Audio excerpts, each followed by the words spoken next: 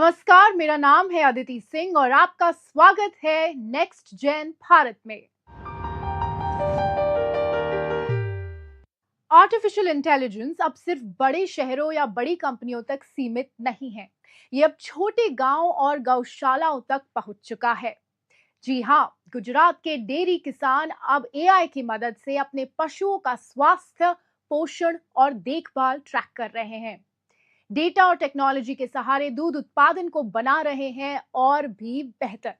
यानी परंपरा वही है, लेकिन तरीका हो गया है डिजिटल।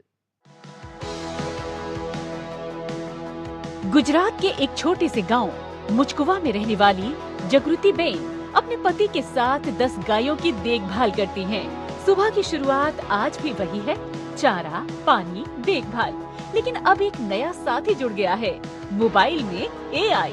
अब फैसले सिर्फ अनुभव से नहीं, डेटा से होते हैं। जब से जागृति बेन ने अमूल का एआई डिजिटल असिस्टेंट सरला बेन अपनाया है, उनका रोजमर्रा का डेयरी काम ज्यादा व्यवस्थित और आसान हो गया है। गांव की जिंदगी और हाथ में स्मार्ट टेक्नोलॉजी के साथ डेयरी अब नए तरीके से चल रही है। मैंने 2-3 बार फोन किया था, बात की थी।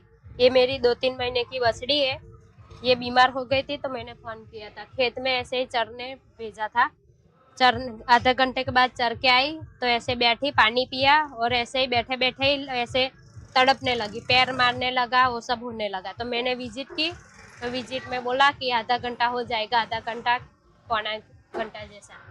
तो मेरे को बाद में एआई से याद आया कि एआई से फोन हो सकता है, सरला बेन से बात होने से उपाय मिल जाता है। मिलिए नीला बेन से। उनके पास एक गाय और कुछ भैंसे हैं और यही उनके परिवार की आजीविका का आधार हैं। ऐसे में सरला बेन उनके लिए मददगार साबित हो रही हैं। समय पर स्वास्थ्य से जुड़ी जानकारी और उत्पादन से संबंधित इनसाइट्स सीधे उनके मोबाइल पर पहुंचती हैं। ये सिर्फ एक एप्लीकेशन नहीं है, ये छोटे डेयरी किसानों को सटीक और विज्ञान आधारित मार्गदर्शन देता है, जिससे उनकी फार्मिंग ज्यादा लाभदायक, कुशल और टिकाऊ बनती है। हाँ, हमने फोन किया था उनको, हमारी गाय और भैंस बीमार हुई थी और हमारी गाय को रसीकरण के बारे में बताया था उन्होंने, और उन्होंने हमें समझदारी भी दी और ज्यादा ज्ञान भी दिया, तो हमने डॉक्टर की जरूरत नहीं पड़ी। अब मिलिए अमूल एआई से, वह उपकरण जो डेटा ड्रिवन फार्मिंग के जरिए डेयरी किसानों के लिए खेल बदल रहा है। इसके केंद्र में है सरला बेन एआई असिस्टेंट, जो हर गाय को अलग से पहचानता है। दूध उत्पादन से लेकर प्रजनन तक ये हर विवरण को ट्रैक करता है और किसानों को उनके पशुओं के लिए विशेष सलाह देता है। कोई सामान्य टिप्स नहीं। सबसे पहले तो ये बताइए कि एआई का यूज कैसे किया जा रहा है डेयरी सेक्टर में? आई थिंक विश्व में पहली बार इतने बड़े स्तर पे, यानी कि 36 लाख पशुपालक, 3 करोड़ से भी ज़्यादा पशुओं के लिए आर्टिफिशियल इंटेलिजेंस नामक टूल का हमने इस्तेमाल किया है। और मुझे बताते हुए खुशी हो रही है कि हमने हमारी सरला बेन नाम की डिजिटल एआई असिस्टेंट जो सहायक है, वो हमारे 36 लाख किसान, खास करके जो महिलाएं हैं, उनको 24 घंटे 365 दिन एक साथ हजारों महिलाओं के समाधान प्रश्नों के कर सके, ऐसा हमने टूल बनाया। भारत दुनिया का सबसे बड़ा दूध उत्पादक देश है। हर सालाना लगभग 239 मिलियन टन दूध का उत्पादन होता है, जो वैश्विक उत्पादन का लगभग 24% है। व्हाइट रिवॉल्यूशन की नींव छोटे किसानों ने रखी थी। अब वही सेक्टर डिजिटल बदलाव की ओर बढ़ रहा है। अब तक 35.6 करोड़ से ज्यादा पशुओं को टैग किया जा चुका है। करीब 200 दूध संघ और 15 फेडरेशन IDIS प्लेटफॉर्म के जरिए डेटा देख रहे हैं और उसी आधार पर फैसले ले रहे हैं।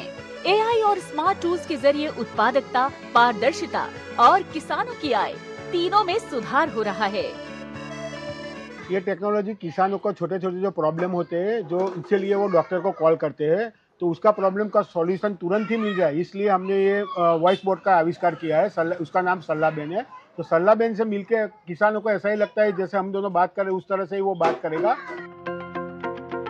गुजरात के छोटे गांव से लेकर देश के लाखों घरों तक एआई डेयरी फार्मिंग की तस्वीर बदल रहा है। सरलाबेन जैसे टूल्स के साथ छोटे किसान परंपरा और तकनीक को साथ लेकर आगे बढ़ रहे हैं, फार्मिंग को और स्मार्ट बना रहे हैं और डेयरी सेक्टर को भविष्य के लिए तैयार कर रहे हैं। परंपरा वही है, लेकिन सोच और तरीका बदल चुका है। यही है डिजिटल डेयरी की नई दिशा। कभी तालाब हमारे गांव और शहर की पहचान हुआ करते थे, जिनमें से आज कई सूख चुके हैं या हम उन्हें भूल चुके हैं। लेकिन कुछ लोग इन्हें फिर से जिंदा करने में जुटे हैं, क्योंकि तालाब सिर्फ पानी नहीं, भविष्य की सुरक्षा है। भूजल, बाढ़ नियंत्रण और गर्मी से राहत, सबका हल यहीं छुपा है। आइए मिलते हैं उस पॉन्ड मैन से जो पानी की कहानी बदल रहे हैं। मिलिए ग्रेटर नोएडा के डाढ़ा गांव के रामवीर तंवर से, एक ऐसे युवा से जिन्होंने करियर की सुरक्षित राह छोड़कर पानी के भविष्य को चुना। लोग उन्हें आज पॉन्डमैन के नाम से जानते हैं। अब तक वो देश भर के 50 से ज्यादा तालाबों को नया जीवन दे चुके हैं और जल संरक्षण को सिर्फ एक अभियान नहीं बल्कि एक युवा आंदोलन बना रहे हैं। उनके काम की सराहना प्रधानमंत्री नरेंद्र मोदी भी मन की बात में कर चुके हैं। 2015 में उन्होंने ये मिशन शुरू किया और 2018 में उन्होंने नौकरी छोड़कर इसे फुल टाइम अपना लिया। उनका संदेश साफ है, पानी बचाना है तो तालाबों को लौटाना होगा।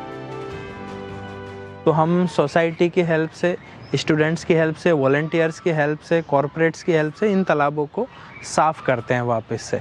इन तालाबों को उस स्थिति में ले जाने का प्रयास करते हैं जैसी स्थिति में आज से ये 40 साल 50 साल पहले हुआ करते थे। ये सिर्फ सफाई अभियान नहीं, ये साइंस और समाज का संगम है। रामवीर और उनकी टीम सही प्लानिंग और लोगों की भागीदारी के साथ तालाबों को नया जीवन दे रही है। ये दिखाता है कि जब समाज आता है तो बदलाव मुश्किल नहीं रहता। पहले स्थिति इसकी बहुत ज़्यादा खराब थी, बहुत ज़्यादा कहें जिसे, और हमारा भाई रामवीर जी से संपर्क हुआ और इन्होंने इसे प्रथम उस पर लिया और गंभीरता से लेते हुए इसका सौंदर्यकरण और सारा पूर्ण उद्धारणकरण जो करवा इन्होंने करा। ये सिर्फ जल संरक्षण नहीं बल्कि पर्यावरणीय शरण के खिलाफ एक मजबूत कदम है। जैतपुर तालाब और सिद्ध बाबा तालाब की बदलती सूरत पॉन्डमैन के प्रयासों की जीवंत मिसाल है। अब ये तालाब केवल जल स्रोत ही नहीं बल्कि स्थानीय लोगों के लिए बैठने, घूमने और समय बिताने की अच्छी जगह बन गए हैं। बहुत सारे लोग हैं, अभी भी आप शाम के टाइम में आएंगे तो 40-50 जो बड़े बूढ़े हैं वो आपको शाम के टाइम बैठे मिलेंगे। बच्चे भी आएंगे, लेडीज भी आती है, हमारी माता है, बहन है, छोटे बच्चे हैं हमारे, वो भी शाम एक तरह से पर्यटक स्थल भी हो गया। ये जी जो हमारे यहाँ एक श्री सिद्ध बाबा का बहुत ही पूजनीय मंदिर है कई वर्षों से, जो इसके साथ में तालाब, इसके नवीनीकरण का और उसका जो कई बार प्रयास करा लेकिन नहीं हो पाया। अब कई सालों से प्रयास करते करते श्री रामवीर भाई के माध्यम से और CSR कंपनी के द्वारा जो इसका ये इतना अच्छा सौंदर्यीकरण करा है। देश के कई बड़े शहरों में तालाबों की हमेशा खास अहमियत रही है। अच्छी बात यह है कि कई जगह आज भी इन्हें संभाल कर रखा गया है। कोलकाता जैसे शहरों में पुराने तालाब सिर्फ पानी भरने की जगह नहीं थे, उन्हें इस तरह बनाया गया था कि बारिश का पानी जमा हो सके और जमीन के नीचे का पानी बना रहे। यानी पुराने समय में भी लोग पानी की प्लानिंग समझते थे। रामगढ़ का तालाब आज भी वहाँ के लोगों के लिए मुख्य जल स्रोत है। स्थानीय लोग मिलकर इसकी देखभाल करते हैं, सफाई रखते हैं और इसकी वजह से आसपास का इलाका हरा भरा और साफ नजर आता है। ज्यादातर हम लोग जो यहाँ के जो लोग हैं सभी मिलके ही यहाँ इसका देखभाल करते हैं। ये गंदा नहीं होने देते। कभी कोई कूड़ा कचरा कोई भी गिरे उसको हम लोग ही उसको क्लीन करते हैं और इसका देखभाल करने के लिए एक कमेटी भी है, वो भी अच्छी तरह से इसका देखभाल करते हैं। सूखते तालाबों को बचाना सिर्फ पानी की रक्षा नहीं बल्कि हमारी संस्कृति और पारंपरिक जीवन शैली को भी बचाने का तरीका है। जब समुदाय और विज्ञान साथ आते हैं तो जल संकट और पर्यावरणीय चुनौतियां भी पार की जा सकती हैं। देश भर में तालाब सिर्फ जल स्रोत नहीं बल्कि जीवन, हरियाली और भविष्य की नींव है। सोचिए, एक साधारण सा पत्थर, उसमें ना कोई चमक ना कोई पहचान, लेकिन जब वो सही हाथों तक पहुंचता है तो वही पत्थर बन जाता है किसी की मेहनत, किसी का हुनर और किसी युवा का करियर। ये कहानी सिर्फ ज्वेलरी की नहीं है, ये कहानी है उन सपनों की जो उंगलियों के बीच तराशे जाते हैं, जहां परंपरा भी है और नई पीढ़ी की उड़ान भी। आइए जानते हैं कैसे पत्थर से बनती है पहचान। सुबह होते ही वर्कशॉप्स में हल्की हथौड़ों की आवाज सुनाई देती है। मशीनों की गूंज के बीच एक नया दिन शुरू होता है। कच्चा पत्थर जब कारीगर के हाथ में आता है तो वो सिर्फ पत्थर नहीं रहता, वो एक कहानी बन जाता है। हर कट सोच समझकर, हर घुमाव जिम्मेदारी के साथ, हर रेखा में विश्वास। यहाँ कारीगर सिर्फ रत्न नहीं तराशते, वो सपनों को आकार देते हैं। धीरे धीरे एक साधारण टुकड़ा चमकता हुआ रत्न बन जाता है। ये हमारा फैमिली बिजनेस है। हम सिंस बर्थ, जब से हमारा बर्थ हुआ, जब से हमने स्टडी कंप्लीट की, उसके बाद हम इस लाइन से जुड़ गए और हमारा पीढ़ी दर ये बिजनेस है। जनरेशन टू जनरेशन हम इसे फॉलो करते आ रहे हैं।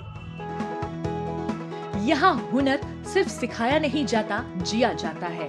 ये कारीगरी आज की नहीं है, ये पीढ़ियों से चली आ रही है। समय बदला, औजार बदले, लेकिन हाथों का भरोसा नहीं बदला।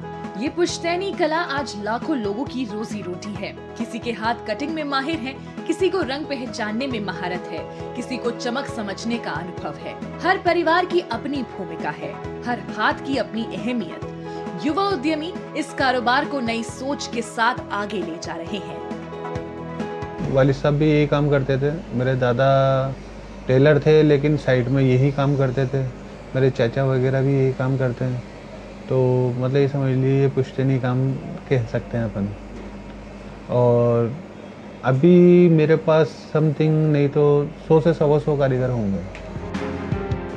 जयपुर की ये रत्न सिर्फ पत्थर नहीं है, ये मेहनत है, ये उम्मीद है, ये युवाओं की पहचान है। किसी के लिए ये आजीविका है, किसी के लिए कला और किसी के लिए दुनिया तक पहुंचने का रास्ता।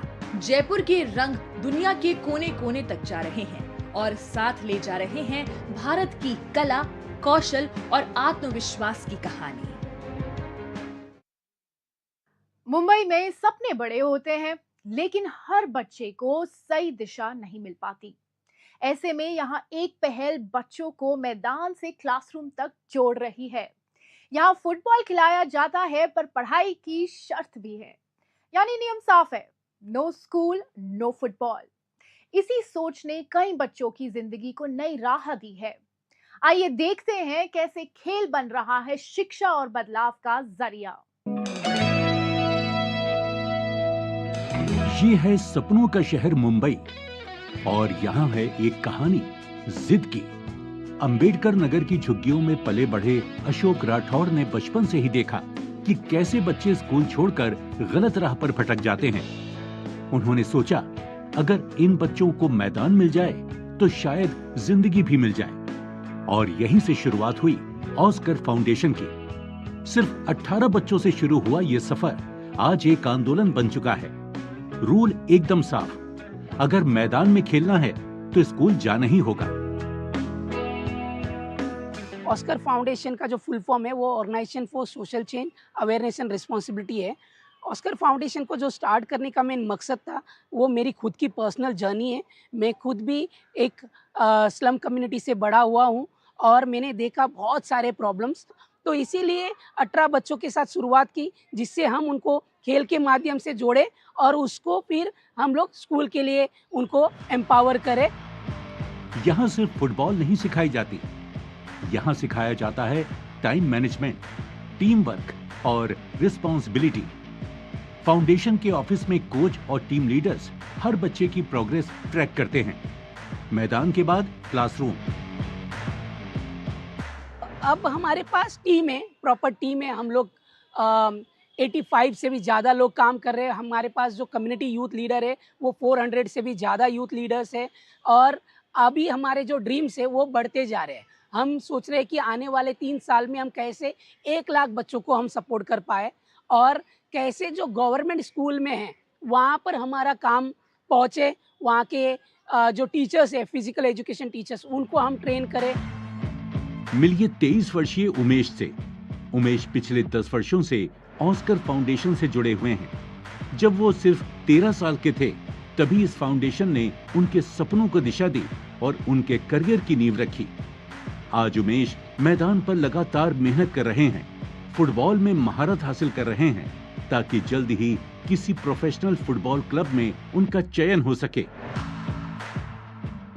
मैं ऑस्कर में करीबन 13 साल से हूँ और मेरी ऑस्कर की जर्नी में जब सेकंड स्टैंडर्ड में था तभी स्टार्ट हुई।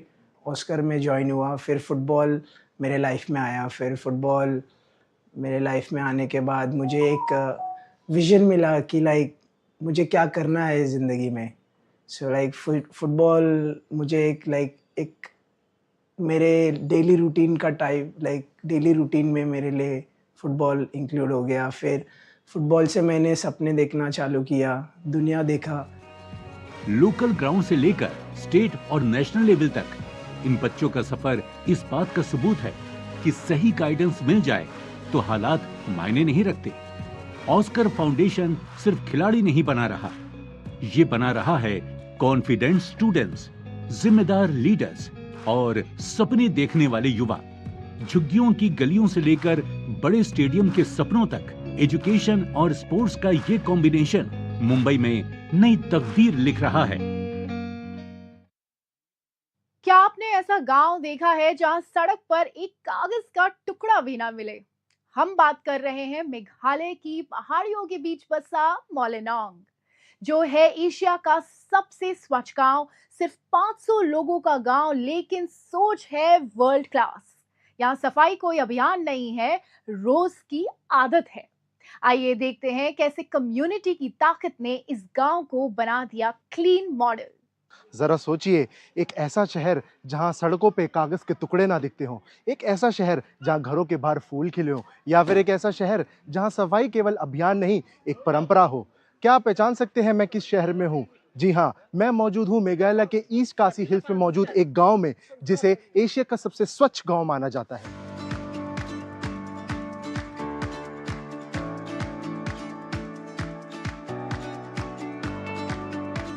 ना ही ये विदेश है, ना ही भारत का कोई लग्जरी टूरिस्ट रिजॉर्ट। ये है भारत का एक छोटा सा गांव।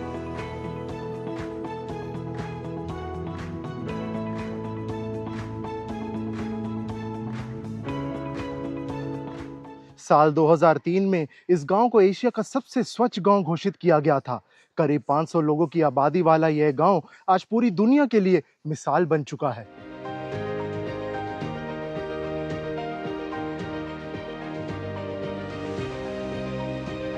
We feel so proud about this place. So it was this place is the first cleanest village in Asia. So we are proud as a citizen of Meghalaya and from Shillong also. यहाँ एक बांस से बना एक ऊंचा view point भी है। यहाँ आप ठीक मेरे पीछे बांस से बने इस व्यू पॉइंट का दृश्य देख सकते हैं, जहाँ दूर दूर तक फैले इन बांग्लादेश के मैदानों को भी हम देख सकते हैं। इतनी ऊंचाई पर चढ़कर ऐसा लगता है मानो बादलों के बीच हम खड़े हैं।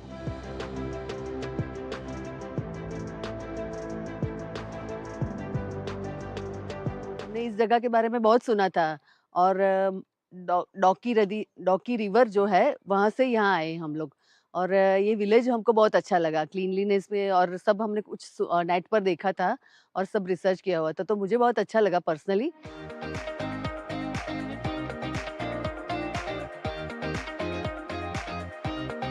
सिर्फ नियम नहीं है, यहाँ की पहचान है।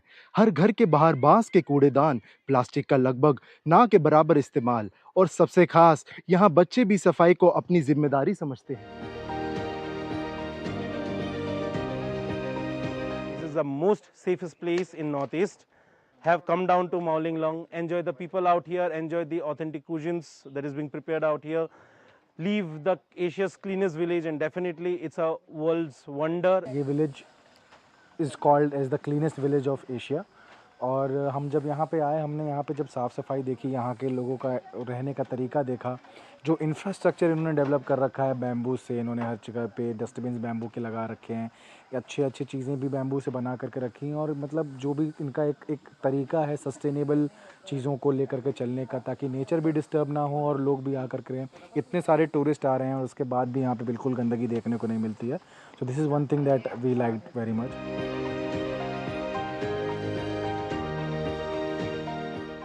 मॉवली लॉन्ग के पास ही मौजूद है प्रकृति का एक अनोखा चमत्कार, लिविंग रूट ब्रिज।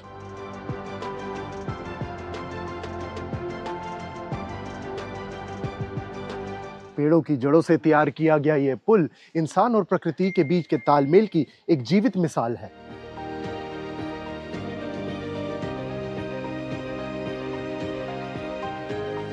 यहाँ पर्यटक प्रकृति की इस अनोखी रचना को जीने और महसूस करने आते हैं।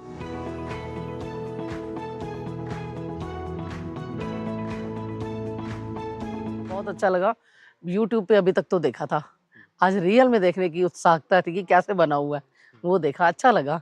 ये फर्स्ट टाइम देखा है कि रूट से ब्रिज देखा है, मैन मेड देखा था, नेचुरल मेड अब देखा। तो आते ही हमने ये लिविंग रूट्स के बारे में काफ़ी सुना था, तो काफ़ी अच्छा रहा। एकदम in the lap of nature है, काफ़ी बहुत अच्छा वंडर है। पहुंचने में इनको थोड़ी दिक्कत लगी थी, बट एकदम पहुंचने के बाद बहुत ही सुंदर था। Because in the lap of nature, जैसे मैंने पहले कहा, वहाँ पे इतना सुंदर लेक भी आसपास है, तो बहुत ही अच्छा दृश्य रहा हमारे लिए।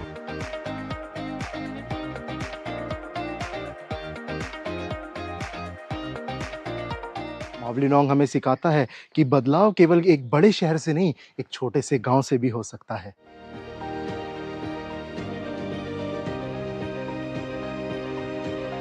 अगर आपका इरादा साफ हो तो एक छोटा सा गांव भी दुनिया को रास्ता दिखा सकता है।